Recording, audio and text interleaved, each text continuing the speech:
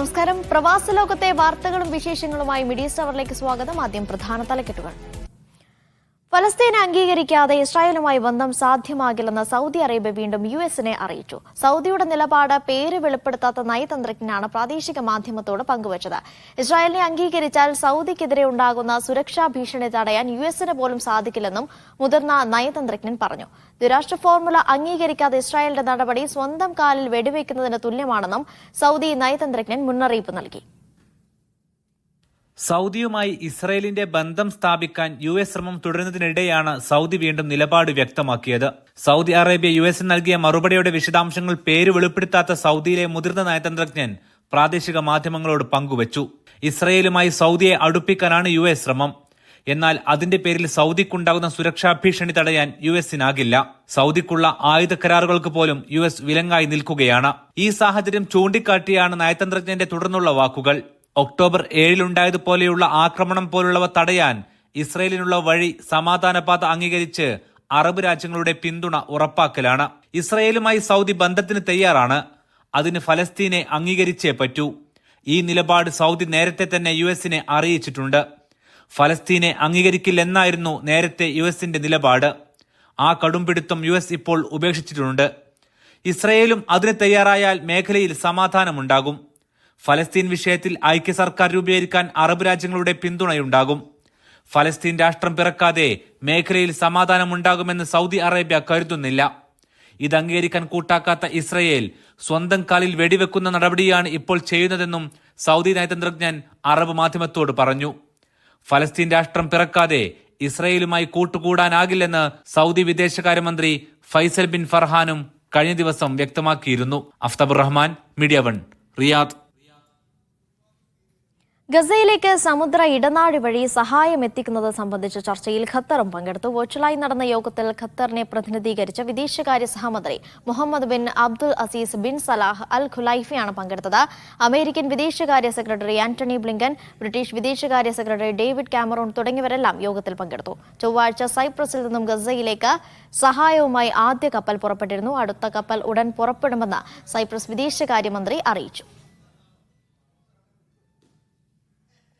യൂറോപ്പിൽ നിന്നുള്ള തീർത്ഥാടകർക്ക് ഇനി മുതൽ ഹജ്ജിനായി നേരിട്ട് പെർമിറ്റ് ലഭിക്കും. ഹജ്ജ് ഉംറ മന്ത്രാലയത്തിന് കീഴിലുള്ള നുസുക് ആപ്ലിക്കേഷൻ വഴിയാണ് ഇതിനായി അപേക്ഷ നൽകേണ്ടത്. തീർത്ഥാടകർക്ക് ആവശ്യാനുസരണം പാക്കേജുകൾ തിരഞ്ഞെടുക്കാനും വ്യത്യസ്ത സേവനങ്ങൾക്കും ആപ്ലിക്കേഷനിൽ സൗകര്യം ഏർപ്പെടുത്തിയിട്ടുണ്ട്. വിശുദ്ധ ഹജ്ജ് കർമ്മത്തിനായി യൂറോപ്പ്, ഓസ്ട്രേലിയ, അമേരിക്ക എന്നിവിടങ്ങളിൽ നിന്നുമുള്ള തീർത്ഥാടകർക്കാണ് നുസുക് ആപ്ലിക്കേഷൻ വഴി രജിസ്റ്റർ ചെയ്യാൻ സൗകര്യം ഏർപ്പെടുത്തിയത്. ഇതുവഴി വ്യക്തികൾക്ക് നേരിട്ട് ഹജ്ജിനായുള്ള പെർമിറ്റ് ലഭിക്കും. മാർച്ച് 13 മുതൽ ഈ വർഷത്തെ ഹജ്ജിനായുള്ള രജിസ്ട്രേഷൻ തുടങ്ങിയതായും അധികൃതർ വ്യക്തമാക്കി. ആപ്ലിക്കേഷനിൽ വ്യക്തിഗത വിവരങ്ങൾ നൽകി അക്കൗണ്ട് ക്രിയേറ്റ് ചെയ്യുന്നതോടെ മുഴുവൻ സേവനങ്ങളും തീർത്ഥാടകർക്ക് ലഭ്യമാകും. ആപ്ലിക്കേഷൻ വഴി താമസം, ഭക്ഷണം, യാത്ര, ഗൈഡൻസ് എന്നിവ ഉൾപ്പെടുന്ന സേവന പാക്കേജുകൾ തിരഞ്ഞെടുക്കാനും ഓൺലൈനായി പണമടയ്ക്കാനും സാധിക്കും. 7ഓളം അന്താരാഷ്ട്ര ഭാഷകളിലും ആപ്പിന്റെ സേവനം ലഭ്യമാണ്. കൂടാതെ ഹജ്ജ് അനുഷ്ഠാനങ്ങൾ കൂടുതൽ സുഗമമാക്കാൻ വിവിധ സേവനങ്ങളും വിവരങ്ങളും ആപ്പിൽ സജ്ജമാക്കിയിട്ടുണ്ട്. 2023 ഡിസംബറിൽ വിദേശ തീർത്ഥാടകർക്ക് നുസുക് വഴി ഹജ്ജിന് രജിസ്ട്രേഷൻ അനുവദിക്കുന്നതായി ഹജ്ജ് ഉംറ മന്ത്രാലയം പ്രഖ്യാപിച്ചിരുന്നു. എന്നാൽ മറ്റുള്ള രാജ്യങ്ങളിൽ ഹജ്ജ് മന്ത്രാലയവുമായി ഏകോപിപ്പിച്ചാണ് സേവനങ്ങൾ ലഭ്യമാക്കുന്നത്. Tameem CP, media 1, Riyadh. റമലാനിൽ നിരത്തുകളിൽ ശ്രദ്ധയോടെ വാഹനം ഓടിക്കണമെന്ന നിർദ്ദേശവുമായി ഖത്തർ ആഭ്യന്തര മന്ത്രാലയം. ഇഫ്താർ സമയത്തെ അമിത വേഗത അപകടങ്ങൾക്കിടയാക്കുമെന്നും മന്ത്രാലയം മുന്നറിയിപ്പ് നൽകി. നോമ്പ് തുറയ്ക്കാനും പുലർച്ചെ അത്താഴം കഴിക്കാനുമുള്ള സമയങ്ങളിൽ റോഡുകളിൽ അമിത വേഗത്തിൽ വാഹനം ഓടിക്കരുത്. ഗതാഗത നിയമങ്ങൾ ലംഘിക്കുന്നത് അപകടങ്ങൾ വിളിച്ചു വരുത്തും. ഏത് സമയവും പരിധിയിൽ കവിഞ്ഞ വേഗത പാടില്ലെന്നും ഗതാഗത നിയമങ്ങൾ പാലിക്കണമെന്നും ആഭ്യന്തര മന്ത്രാലയത്തിലെ പബ്ലിക് റിലേഷൻ വിഭാഗം നിർദ്ദേശിച്ചു. അമിത വേഗത സ്വന്തം ജീവനൊപ്പം മറ്റുള്ളവരുടെ ജീവനും അപായമായി മാറും. ഡ്രൈവിംഗിനിടയിൽ നോമ്പ് തുറക്കുന്നതും ഭക്ഷണം കഴിക്കുന്നതും ഒഴിവാക്കണം. ഇഫ്താർ സമയമായാൽ വാഹനം നിർദ്ദിഷ്ട സ്ഥലങ്ങളിൽ പാർക്ക് ചെയ്ത് നോമ്പ് തുറക്കണം. റമളാനിൽ പൊതുവെ വൈകുന്നേരങ്ങളിലാണ് റോഡപകടങ്ങൾ വർദ്ധിക്കുന്നത്. ഓഫീസുകളിൽ നിന്ന് ജോലി കഴിഞ്ഞ് തിരക്ക് പിടിച്ച വീടുകളിലേക്കുള്ള യാത്രയും ഷോപ്പിംഗ് കഴിഞ്ഞുള്ള ധൃതി പിടിച്ച യാത്രയുമെല്ലാം തിരക്കിനും അപകടങ്ങൾക്കും കാരണമാകുന്നു. മുൻകരുതലും തയ്യാറെടുപ്പുമായി ഇതൊഴിവാക്കാൻ ശ്രമിക്കണമെന്നും മന്ത്രാലയം ആവശ്യപ്പെട്ടു. Media 1, Doha. പൂർത്തിയാക്കി ഗ്രാൻഡ് മോസ്ക്. റമദാനിലെ 27ാം രാവിൽ 1 ലക്ഷത്തിലധികം വിശ്വാസികളെ സ്വീകരിക്കുമെന്ന് അധികൃതർ അറിയിച്ചു. വിശ്വാസികളെ വരവേൽക്കുന്നതിനുള്ള ഒരുക്കങ്ങൾ പൂർത്തിയായതായി grand mosque administration director Ali Shadad Almutairi പറഞ്ഞു. റമദാനിലെ 27ാം രാവിൽ 1 ലക്ഷത്തിലധികം വിശ്വാസികളെ സ്വീകരിക്കും. 5000-ത്തിലധികം ഇഫ്താർ കിറ്റുകളും വിതരണം ചെയ്യും. 45,000 ചതുരശ്ര മീറ്റർ വിസ്തീർണവും 60,000-ത്തിലധികം വിശ്വാസികളെ ഉൾക്കൊള്ളാനുള്ള ശേഷിയുമുള്ള മസ്ജിദ് കബീർ രാജ്യത്തെ ഏറ്റവും വലിയ പള്ളിയാണ്. മുൻ അമീർ ഷെയ്ഖ് ജാബർ അൽ സബ ആണ് 1979-ൽ ഗ്രാൻഡ് മോസ്ക് നിർമ്മാണം ആരംഭിച്ചത്. 1986-ൽ പൊതുജനങ്ങൾക്ക് തുറന്നുകൊടുത്തു. ഇസ്ലാമിക വാസ്തുവിദ്യയിൽ നിർമ്മിച്ച പള്ളി രാജ്യത്തെ പ്രധാന സാംസ്കാരിക ആകർഷണമാണ്. മിഷാരി അൽ അഫാസി, അഹമ്മദ് അൽ നഫീസ്, ഫഹദ് വാസൽ, മാജിദ് അൽ അൻസി തുടങ്ങിയവർ അവസാന 10ലെ റമദാൻ പ്രാർത്ഥനകൾക്ക് നേതൃത്വം നൽകുമെന്ന് അൽമുതേരി അറിയിച്ചു. തിരക്ക് കണക്കിലെടുത്ത് വാഹനങ്ങൾ പാർക്ക് ചെയ്യുവാൻ പ്രത്യേക ഇടം നിശ്ചയിച്ചിട്ടുണ്ട്. ട്രാഫിക് ഡിപ്പാർട്ട്മെന്റിന്റെ സഹായം മുഴുവൻ സമയം ലഭ്യമാക്കുമെന്നും അധികൃതർ പറഞ്ഞു. Media 1 Kuwait. റമലാനോടനുബന്ധിച്ച് ഖത്തറിലെ ഖത്താറ കൾച്ചറൽ വില്ലേജ് ഫോട്ടോഗ്രഫി മത്സരം സംഘടിപ്പിക്കുന്നു. മാർച്ച് 24 വരെ ചിത്രങ്ങൾ അയക്കാം. ഖത്താറയിൽ നിന്നെടുത്ത റമദാനുമായി ബന്ധപ്പെട്ട ഫോട്ടോകളാണ് അയക്കേണ്ടത്. പ്രൊഫഷണൽ ക്യാമറകൾ ഉപയോഗിച്ചെടുത്ത ഫോട്ടോ ആയിരിക്കണം. 12,000 ഖത്തർ റിയാലാണ് ഒന്നാം സമ്മാനം. പ്രവാസികൾക്കും മത്സരത്തിൽ പങ്കെടുക്കാം. സംസ്ഥാനത്ത് ചൂട് പ്രതിദിനം ഉയരുമ്പോഴാണ് റമലാൻ വ്രതം. വ്രതമനുഷ്ഠിക്കുമ്പോൾ പ്രായമായവരും രോഗികളും അധിക ശ്രദ്ധ പുലർത്തണമെന്ന് ആരോഗ്യ വിദഗ്ധർ പറയുന്നു.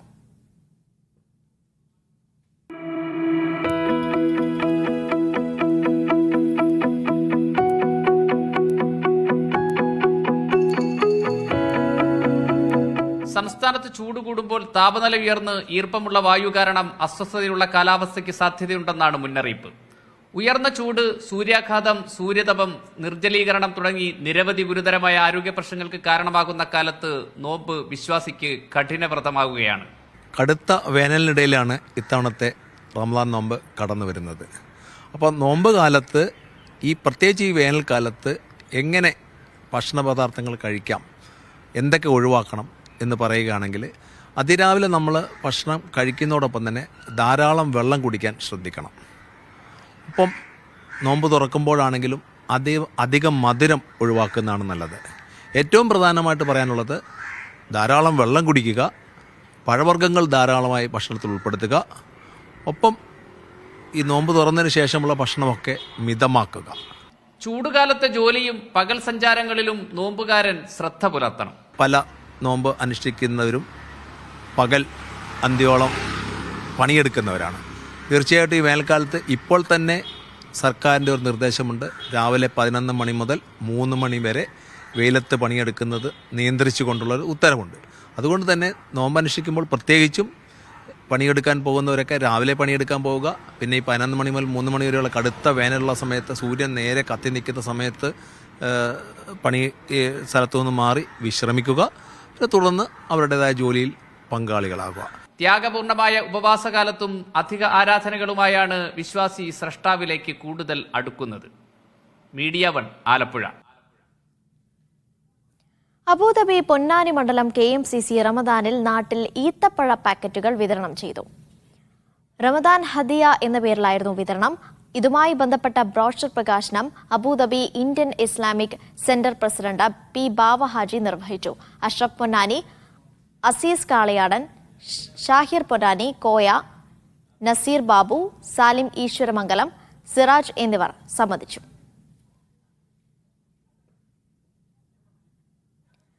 റമദാൻ ആരംഭിച്ചതോടെ വാഹനാപകടങ്ങൾ മൂലമുള്ള മരണങ്ങൾ വർദ്ധിക്കുന്നതായി റിപ്പോർട്ട്. നോമ്പ് തുറയ്ക്കും പ്രഭാത നമസ്കാരത്തിനും തൊട്ടുമുമ്പുള്ള സമയങ്ങളിലാണ് ഏറ്റവും കൂടുതൽ അപകടങ്ങൾ നടക്കുന്നത്. ഉറക്കമൊഴിച്ച ദീർഘദൂരം വാഹനമോടിക്കുന്നതും മഴയുള്ള സാഹചര്യങ്ങളും അപകടങ്ങൾ വർദ്ധിക്കാൻ കാരണമാകുമെന്ന് അധികൃതർ ഓർമ്മിപ്പിച്ചു. കഴിഞ്ഞ മാസങ്ങളെ അപേക്ഷിച്ച് റമദാൻ മാസത്തിൽ വാഹനാപകടങ്ങൾ മൂലമുള്ള മരണങ്ങളിൽ ഗണ്യമായ വർധനവാണ് രേഖപ്പെടുത്തിയത്. നോമ്പ് തുറക്കുന്നതിന് തൊട്ടുമുമ്പുള്ള സമയങ്ങളിലും പ്രഭാത നമസ്കാരത്തിന് തൊട്ടുമുമ്പുള്ള സമയങ്ങളിലുമാണ് ഏറ്റവും കൂടുതൽ അപകടങ്ങൾ നടക്കുന്നത്. റമദാൻ ആരംഭിച്ച് ദിവസങ്ങൾ മാത്രം പിന്നിട്ടപ്പോഴേക്കും നോമ്പ് തുറക്ക് തൊട്ടുമുമ്പുള്ള അപകട മരണങ്ങൾ 27% വർദ്ധിച്ചു. കൂടാതെ പ്രഭാത പ്രാർത്ഥനയ്ക്ക് തൊട്ടുമുമ്പുള്ള അപകട മരണങ്ങളിൽ 10% വർധനവ് രേഖപ്പെടുത്തി. റമദാനിൽ മക്കയിലേക്കും മദീനയിലേക്കും രാജ്യത്തിന്റെ വിവിധ ഭാഗങ്ങളിൽ നിന്ന് വാഹനമോടിച്ചെത്തുന്നവരുടെ എണ്ണത്തിൽ വൻ വർധനവുണ്ടായിട്ടുണ്ട്. വാരാന്ത്യങ്ങളിൽ ഇങ്ങനെ എത്തുന്നവരുടെ എണ്ണം വീണ്ടും ഉയരും. ഇതുമൂലം റോഡുകളിൽ തിരക്ക് വർദ്ധിക്കുകയും ചെയ്യും. പകൽ സമയങ്ങളിൽ നോമ്പനുഷ്ഠിക്കുകയും രാത്രിയിൽ ഉറക്കമൊഴിച്ച് ദീർഘദൂരം വാഹനമോടിക്കുകയും ചെയ്യുന്നത് അപകട സാധ്യത വർദ്ധിപ്പിക്കും. കൂടാതെ രാജ്യത്തിന്റെ പല ഭാഗങ്ങളിലും മഴയും കാറ്റും അനുഭവപ്പെടുന്നതും അപകട സാധ്യത വർദ്ധിപ്പിക്കാനിടയുണ്ട്. അതിനാൽ വാഹനമോടിക്കുന്നവർ ആവശ്യമായ മുൻകരുതലുകൾ സ്വീകരിക്കണമെന്നും ജാഗ്രത പുലർത്തണമെന്നും റോഡ് സുരക്ഷാ അതോറിറ്റി ആവശ്യപ്പെട്ടു. Gafoor Kondotty, media 1, Jeddah. വാർത്തയിലേക്ക്. ആഗോള എണ്ണവിലയിൽ വീണ്ടും വർധന. 4 മാസത്തിനിടയിലെ ഏറ്റവും ഉയർന്ന നിരക്കിലേക്കാണ് വില വർദ്ധിച്ചത്. ആവശ്യകത കൂടിയതും ഉൽപാദനത്തിലെ കുറവും രാഷ്ട്രീയ സംഘർഷവും വില ഉയരാൻ ഇടയാക്കുമെന്നാണ് വിലയിരുത്തൽ. ആഗോള വിപണിയിൽ അസംസ്കൃത എണ്ണവില ബാരലിന് $85 കടന്നു. നവംബർ മാസത്തിനിപ്പുറമുള്ള ഏറ്റവും ഉയർന്ന നിരക്ക് കൂടിയാണിത്. ചെങ്കടൽ മേഖലയിലെ പ്രതിസന്ധിക്ക് പുറമെ ആഗോളതലത്തിൽ ആവശ്യകത വർദ്ധിച്ചതും എണ്ണവില ഉയരാനിടയാക്കിയ ഘടകമാണ്. അന്താരാഷ്ട്ര ഊർജ്ജ സമിതിയുടെ റിപ്പോർട്ടും എണ്ണ വിപണിയിൽ ആവശ്യകത വർദ്ധിക്കാൻ ഇടയാക്കിയിട്ടുണ്ട്. പ്രതിദിന എണ്ണ ആവശ്യകത 1.3 ദശലക്ഷം ബാരലായി ഉയരുമെന്നാണ് സമിതിയുടെ വിലയിരുത്തൽ. കഴിഞ്ഞ മാസം ദിനംപ്രതിയുള്ള ആവശ്യകത 1.1 ദശലക്ഷം ബാരൽ മാത്രമായിരുന്നു. അമേരിക്ക ഉൾപ്പെടെയുള്ള രാജ്യങ്ങളുടെ എണ്ണ ആവശ്യകത കൂടിയതും വിലവർധനയ്ക്ക് കാരണമായിട്ടുണ്ട്. പ്രതിദിന ഉൽപ്പാദനത്തിൽ മാറ്റം വരുത്തേണ്ടതില്ലെന്നാണ് കഴിഞ്ഞ ദിവസം ചേർന്ന പ്രധാന എണ്ണ ഉൽപ്പാദക രാജ്യങ്ങളുടെ കൂട്ടായ്മയായ ഒപെക്കിന്റെ തീരുമാനം. ചെങ്കടൽ മുഖേനയുള്ള എണ്ണക്കടത്ത് ഹൂത്തി ഭീഷണികാരം പ്രതിസന്ധി നേരിടുന്നതിനാൽ യൂറോപ്യൻ രാജ്യങ്ങളിലും മറ്റും എണ്ണവില ഇനിയും ഉയരാൻ തന്നെയാണ് സാധ്യത. റഷ്യൻ എണ്ണ കേന്ദ്രങ്ങളിൽ യുക്രൈൻ നടത്തിയ ആക്രമണവും എണ്ണ ഉൽപ്പാദനത്തെ പ്രതികൂലമായി ബാധിച്ചേക്കുമെന്ന് റിപ്പോർട്ടുണ്ട്. Media 1, Dubai. ദുബായ് എമിറേറ്റിലെ പൊതു പാർക്കിംഗ് സംവിധാനം നിയന്ത്രിക്കുന്ന പാർക്കിംഗ് കമ്പനിയുടെ IPO ഓഹരി സ്വന്തമാക്കാൻ റെക്കോർഡ് നിക്ഷേപകർ. ദുബായ് ഫിനാൻഷ്യൽ മാർക്കറ്റിലെ സർവകാല റെക്കോർഡ് നേട്ടം കൊയ്ത പ്രാഥമിക ഓഹരി വിൽപ്പനയിൽ 165 മടങ്ങാണ് ഓവർ സബ്സ്ക്രിപ്ഷൻ രേഖപ്പെടുത്തിയത്. ഓഹരി വിൽപ്പനയിലൂടെ 160 കോടി ദിർഹം സമാഹരിക്കാനാണ് കമ്പനി ലക്ഷ്യമിട്ടത്. കമ്പനിയുടെ IPO ഓഹരികളിൽ റീറ്റെയിൽ നിക്ഷേപകർക്ക് ലഭ്യമാക്കുന്നവയുടെ എണ്ണം കഴിഞ്ഞ ദിവസം വർദ്ധിപ്പിച്ചിരുന്നു. അസാധാരണ സബ്സ്ക്രിപ്ഷനും റീറ്റെയിൽ നിക്ഷേപകർ കൂടുതലായി ആവശ്യക്കാരായി വന്ന സാഹചര്യവും പരിഗണിച്ചായിരുന്നു നടപടി. സെക്യൂരിറ്റീസ് ആൻഡ് എക്സ്ചേഞ്ച് അതോറിറ്റിയുടെ അംഗീകാരത്തോടെ 89.96 കോടി ഓഹരികളായാണ് IPO വർദ്ധിപ്പിച്ചത്. നേരത്തെ ഇത് 74.97 കോടി ഓഹരികളായിരുന്നു. ഇതോടെ ആകെ ഓഹരിയുടെ 12% ഓഹരികൾ വരെ റീറ്റെയിൽ നിക്ഷേപകർക്ക് ലഭ്യമാകും. കമ്പനിയുടെ 24.99% ഓഹരികളാണ് IPO മുഖേന ദുബൈ ഫിനാൻഷ്യൽ മാർക്കറ്റിലെത്തുക. ഈ വർഷം ജനുവരിയിലാണ് പബ്ലിക് ജോയിന്റ് സ്റ്റോക്ക് കമ്പനിയായി പാർക്കിൻ സ്ഥാപിതമായത്. 2024 UAE പ്രഖ്യാപിക്കുന്ന ആദ്യ IPO പാർക്കിൻ കമ്പനിയുടേതാണ്. മാർച്ച് 21 കമ്പനി ഓഹരികൾ ദുബൈ ഫിനാൻഷ്യൽ മാർക്കറ്റിൽ ലിസ്റ്റ് ചെയ്തു തുടങ്ങും. Media 1, Dubai. സൗദിയുടെ പുതിയ ദേശീയ വിമാന കമ്പനിയായ റിയാദ് എയർ അടുത്ത വർഷം സർവീസ് ആരംഭിക്കും. ഇതിനായി 72 ബോയിംഗ് ഡ്രീംലൈൻ വിമാനങ്ങൾക്ക് കമ്പനി ഓർഡറുകൾ നൽകി. കഴിഞ്ഞ വർഷമാണ് സൗദി കിരീടാവകാശി റിയാദ് എയർ പ്രഖ്യാപിച്ചത്. സൗദി അറേബ്യയുടെ ആകാശം കീഴടക്കാൻ പൂർണ്ണമായും സജ്ജമാവുകയാണ് രാജ്യത്തിന്റെ പുതിയ ദേശീയ വിമാന കമ്പനിയായ റിയാദ് എയർ. 2023 മാർച്ചിൽ സൗദി കിരീടാവകാശി മുഹമ്മദ് ബിൻ സൽമാൻ രാജകുമാരനാണ് റിയാദ് എയർ പ്രഖ്യാപിക്കുന്നത്. സൗദി പബ്ലിക് ഇൻവെസ്റ്റ്മെന്റ് ഫണ്ടിന്റെ ഉടമസ്ഥതയിലുള്ള റിയാദ് എയർ രാജ്യത്തെ 2ാമത്തെ ദേശീയ വിമാന കമ്പനിയാണ്. Riyadh King Khalid International Airport ആസ്ഥാനമായാണ് വിമാനം സർവീസ് നടത്തുക. അടുത്ത വർഷം ആദ്യത്തിൽ തന്നെ വിമാനം സർവീസ് തുടങ്ങുമെന്ന് കമ്പനി CEO ടോണി ഡഗ്ലസ് ആണ് ഇപ്പോൾ വ്യക്തമാക്കിയിരിക്കുന്നത്. ഇതിനായി 72ഓളം ബോയിംഗ് 787-9 ഡ്രീംലൈനർ വിമാനങ്ങളുടെ ഓർഡറുകൾ കമ്പനി നേരത്തെ നൽകിയിട്ടുണ്ട്. കൂടാതെ 2030ഓടെ ലോകത്തിലെ 100ഓളം നഗരങ്ങളിലേക്ക് സർവീസ് നടത്താനാണ് കമ്പനി ലക്ഷ്യമിടുന്നതെന്നും അദ്ദേഹം പറഞ്ഞു. Tamim CP, media 1 Riyadh. Kuwait 18ാം ദേശീയ അസംബ്ലി തെരഞ്ഞെടുപ്പിനുള്ള നാമനിർദ്ദേശ പത്രിക സമർപ്പിക്കാനുള്ള സമയപരിധി അവസാനിച്ചു. ആഭ്യന്തര മന്ത്രാലയത്തിലെ തെരഞ്ഞെടുപ്പുകാര്യ വിഭാഗമാണ് സ്ഥാനാർത്ഥികളുടെ നാമനിർദ്ദേശ പത്രികകൾ സ്വീകരിക്കുന്നത്. അവസാന ദിവസത്തിൽ 37 സ്ഥാനാർത്ഥികൾ കൂടി നാമനിർദ്ദേശ പത്രിക സമർപ്പിച്ചതോടെ ആകെ സ്ഥാനാർത്ഥികളുടെ എണ്ണം 14 സ്ത്രീകളടക്കം 255ആയി. ഓരോ മണ്ഡലത്തിൽ നിന്നും പാർലമെന്റിലേക്ക് 10 അംഗങ്ങളെ വീതം 50 പേരെയാണ് ദേശീയ അസംബ്ലിയിലേക്ക് തെരഞ്ഞെടുക്കുക. ഏപ്രിൽ 4-നാണ് തെരഞ്ഞെടുപ്പ്. കുവൈത്തിൽ അനധികൃത താമസക്കാർക്ക് പൊതുമാപ്പ് പ്രഖ്യാപിച്ചു. മാർച്ച് 17 മുതൽ ജൂൺ 17 വരെയായിരിക്കും പൊതുമാപ്പ് കാലാവധി. ഇത് സംബന്ധമായ സർക്കുലർ ഉപപ്രധാനമന്ത്രിയും ആക്ടിംഗ് ആഭ്യന്തരമന്ത്രിയുമായ ഷെയ്ഖ് ഫഹദ് അൽ യൂസഫ് പുറപ്പെടുവിച്ചു. പൊതുമാപ്പ് കാലയളവിൽ അനധികൃത താമസക്കാർക്ക് പിഴയോ ശിക്ഷയോ കൂടാതെ രാജ്യം വിട്ടുപോകാം. രാജ്യത്ത് തുടരാൻ ആഗ്രഹിക്കുന്നവർക്ക് പിഴയടച്ചാൽ താമസാനുമതി രേഖ സാധുതയുള്ളതാക്കാം. പൊതുമാപ്പ് സൗകര്യം ഉപയോഗപ്പെടുത്തുന്നവർക്ക് നാട്ടിൽ പോയി തിരിച്ചുവരാനുള്ള അവസരവുമുണ്ടാകും. പൊതുമാപ്പിന്റെ കാലാവധി കഴിഞ്ഞും നിയമപരമല്ലാതെ രാജ്യത്ത് തുടരുന്നവർക്ക് കടുത്ത പിഴയും ശിക്ഷയുമുണ്ടാകുമെന്ന് അധികൃതർ മുന്നറിയിപ്പ് നൽകി. കുവൈത്തിൽ 1 ലക്ഷത്തോളം അനധികൃത താമസക്കാരുണ്ടെന്നാണ് കണക്ക്. 2018 ജനുവരിയിലാണ് കുവൈത്തിൽ അവസാനമായി പൊതുമാപ്പ് പ്രഖ്യാപിച്ചത്. നേരത്തെ നിരവധി തവണ പൊതുമാപ്പ് ഉൾപ്പെടെ അവസരങ്ങൾ നൽകിയിട്ടും ഇവരിൽ ഭൂരിപക്ഷം പേരും പ്രയോജനപ്പെടുത്തിയിരുന്നില്ല. നിയമലംഘകരിൽ ഭൂരിപക്ഷവും ഏഷ്യൻ രാജ്യങ്ങളിൽ നിന്നുള്ളവരാണ്. അതിൽ കൂടിയ പങ്കും ഗാർഹിക തൊഴിലാളികളാണെന്നും അധികൃതർ വ്യക്തമാക്കി. അതിനിടെ ജുഡീഷ്യൽ നടപടികൾ നേരിടുന്നവർ ജനറൽ അഡ്മിനിസ്ട്രേഷൻ ഓഫ് റെസിഡൻസ് അസോസിയേഷന് അപേക്ഷ സമർപ്പിക്കണമെന്ന് അധികൃതർ വ്യക്തമാക്കി. Media 1 Kuwait. PM foundation Gulf മാധ്യമത്തിന്റെ സഹകരണത്തോടെ നടത്തിയ ടാലന്റ് സെർച്ച് പരീക്ഷാ വിജയിക്ക് സമ്മാനം കൈമാറി. സൗദിയിൽ നിന്ന് ഉയർന്ന മാർക്ക് കരസ്ഥമാക്കി 3ാം സ്ഥാനം നേടിയ കോഴിക്കോട് സ്വദേശി ആയിഷ സിസിക്കാണ് ക്യാഷ് അവാർഡും സർട്ടിഫിക്കറ്റും സമ്മാനിച്ചത്. ജിദ്ദ ഇന്റർനാഷണൽ ഇന്ത്യൻ സ്കൂൾ +1 വിദ്യാർത്ഥിനിയാണ് ആയിഷ സിസ. ഗൾഫ് മാധ്യമം coordination committee western region convener CH ബഷീറാണ് അവാർഡുകൾ സമ്മാനിച്ചത്. സാദിഖ് അലി തൂവൂർ, PK സിറാജ്, സാബിദ് സലീം തുടങ്ങിയവർ സംബന്ധിച്ചു. ഖത്തറിലെ മലപ്പുറം ജില്ലക്കാരുടെ പ്രഥമ പൊതുകൂട്ടായ്മയായ ഡോം ഖത്തറിന്റെ പുതിയ കമ്മിറ്റി നിലവിൽ വന്നു. പ്രസിഡന്റായി ഉസ്മാൻ കല്ലൻ മാറാക്കര, ജനറൽ സെക്രട്ടറിയായി മൂസ താനൂർ എന്നിവരെ തെരഞ്ഞെടുത്തു. രതീഷ് കാക്കോവാണ് ട്രഷറർ. പ്രീതി ശ്രീധരനാണ് വനിതാവേദി ചെയർപേഴ്സൺ. ഷംല ജാഫറിനെ ജനറൽ കൺവീനറായും തെരഞ്ഞെടുത്തു. അച്ചു ഉള്ളാട്ടിൽ ചീഫ് പാർട്ണറും മഷ്ഹൂദ് VC ചീഫ് അഡ്വൈസറുമാണ്. കുവൈത്തിലെ Mangaf India International School kindergarten വിഭാഗം വാർഷികാഘോഷം സംഘടിപ്പിച്ചു. വിവിധ തരം വേഷവിധാനത്തിൽ കുട്ടികൾ നടത്തിയ കലാപ്രകടനങ്ങൾ ശ്രദ്ധേയമായി. School director Malayil Moosakoya, Muhammad Hisham, vice principal doctor Saleem K, headmistress Sreedevi, കോർഡിനേറ്റർമാരായ പ്രേമ ബാലസുബ്രഹ്മണ്യം, ഷിഹാബ് നീലഗിരി എന്നിവർ പങ്കെടുത്തു. ബഹ്റൈനിൽ OICCയുടെ കോട്ടയം ജില്ലാ കമ്മിറ്റി രക്തദാന ക്യാമ്പ് സംഘടിപ്പിച്ചു. Blood donors Kerala BDK Bahrain ചാപ്റ്ററുമായി സഹകരിച്ചാണ് ക്യാമ്പ് സംഘടിപ്പിച്ചത്. 150ഓളം പേർ ക്യാമ്പിൽ രക്തം നൽകി. സിജു പുന്നവേലി അധ്യക്ഷത വഹിച്ച ചടങ്ങിൽ വിവിധ സംഘടനാ പ്രതിനിധികളും സാമൂഹിക പ്രവർത്തകരും സംസാരിച്ചു. തൃശൂർ സ്വദേശി ഒമാനിലെ അസൈബയിൽ മരിച്ചു. നടുവിലങ്ങാടി വേലൂർ ബസാർ സ്വദേശി ചിറയത്ത് ജോഷി ഫ്രാൻസിസ് ആണ് മരിച്ചത്. തുടർ നടപടികൾ പൂർത്തിയാക്കി മൃതദേഹം നാട്ടിലേക്ക് കൊണ്ടുപോകുമെന്ന് ബന്ധപ്പെട്ടവർ അറിയിച്ചു. ഇനി വിവിധ ഗൾഫ് നഗരങ്ങളിലെ താപനില. റിയാദ് കുറഞ്ഞ താപനില 19 ഡിഗ്രി സെൽഷ്യസ്, കൂടിയ താപനില 29 ഡിഗ്രി സെൽഷ്യസ്. ജിദ്ദ കുറഞ്ഞ താപനില 26 ഡിഗ്രി സെൽഷ്യസ്, കൂടിയ താപനില 36 ഡിഗ്രി സെൽഷ്യസ്. ദമാം കുറഞ്ഞ താപനില 20 ഡിഗ്രി സെൽഷ്യസ്, കൂടിയ താപനില 27 ഡിഗ്രി സെൽഷ്യസ്. കുവൈറ്റ് സിറ്റി കുറഞ്ഞ താപനില 13 ഡിഗ്രി സെൽഷ്യസ്, കൂടിയ താപനില 27 ഡിഗ്രി സെൽഷ്യസ്. ദോഹ കുറഞ്ഞ താപനില 13 ഡിഗ്രി സെൽഷ്യസ്, കൂടിയ താപനില 30 ഡിഗ്രി സെൽഷ്യസ്. മനാമ കുറഞ്ഞ താപനില 16 ഡിഗ്രി സെൽഷ്യസ്, കൂടിയ താപനില 27 ഡിഗ്രി സെൽഷ്യസ്. ഇനി കറൻസി വിനിമയ നിരക്ക്.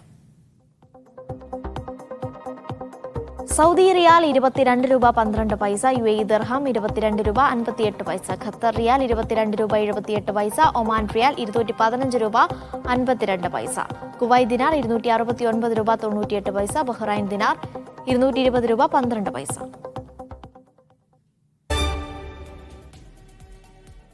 വാർത്തയിലേക്ക്. ദുബായ് അന്താരാഷ്ട്ര ഹോളി ഖുറാൻ മത്സരത്തിൽ ഇന്ത്യയുടെ മികച്ച പ്രകടനം. ഹൈദരാബാദ് സ്വദേശിയായ ഷുഐബ് ഷറഫുദ്ദീനാണ് ഇത്തവണ ഇന്ത്യയെ പ്രതിനിധീകരിച്ചത്. അഖിലേന്ത്യാ തലത്തിൽ കോഴിക്കോട് സംഘടിപ്പിച്ച ഖുറാൻ പാരായണ മത്സരത്തിൽ ഒന്നാമനായാണ് ഷുഐബ് ദുബായിൽ മാറ്റുരയ്ക്കാനെത്തിയത്. ليس عليكم جناح أن تبتغوا فضلا من ربكم. ഇതാണ് ഷുഐബ് ഷറഫുദ്ദീൻ മുഹമ്മദ്. ഖുർആൻ പൂർണ്ണമായും മനഃപ്പാഠമാക്കിയ ഹൈദരാബാദുകാരൻ, ബിസിനസ് അഡ്മിനിസ്ട്രേഷൻ ബിരുദധാരി. ഇന്നലെ രാത്രി പോർച്ചുഗലിനും തജിക്കിസ്ഥാനും ഈജിപ്തിനും പിന്നാലെ 4ാമതായിരുന്നു ഇന്ത്യയുടെ ഊഴം. മത്സരത്തിൽ വിധികർത്താക്കൾ മുന്നോട്ട് വെച്ച 5 വെല്ലുവിളികളെയും മനോഹരമായ പാരായണത്തിലൂടെ മറികടക്കാൻ ഇന്ത്യൻ മത്സരാർത്ഥി ഹാഫിൽ ഷുഐബ് ഷറഫുദ്ദീന് കഴിഞ്ഞു.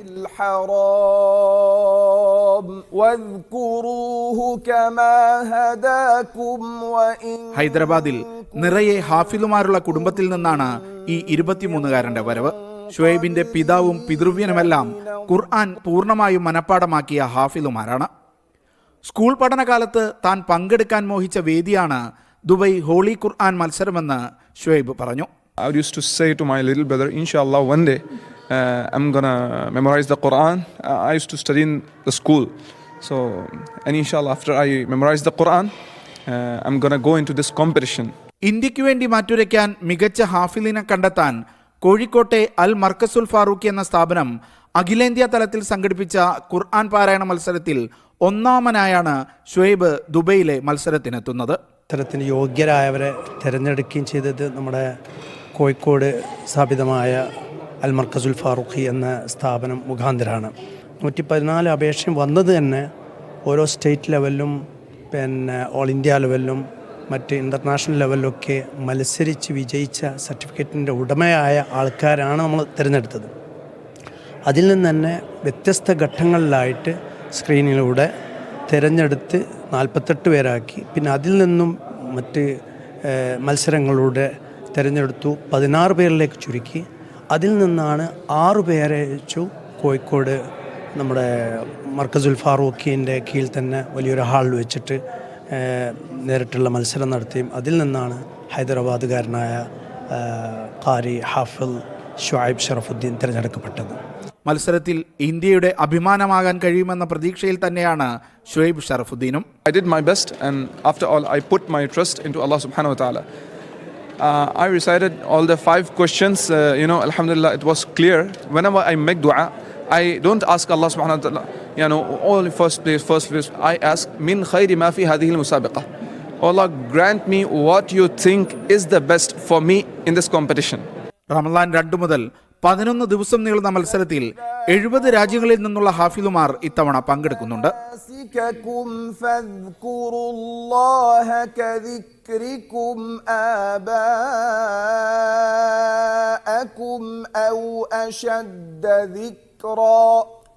വിവിധ രാജ്യങ്ങളിലെ ഹാഫിലുമാർ മാറ്റുരച്ച ഈ മത്സരത്തിന്റെ ഫലപ്രഖ്യാപനം ഈ മാസം 23-ന് നടക്കും. യാസിർ അറഫാത്തിനൊപ്പം ഷിനോ ഷംസുദ്ദീൻ, മീഡിയ 1 ദുബായ്.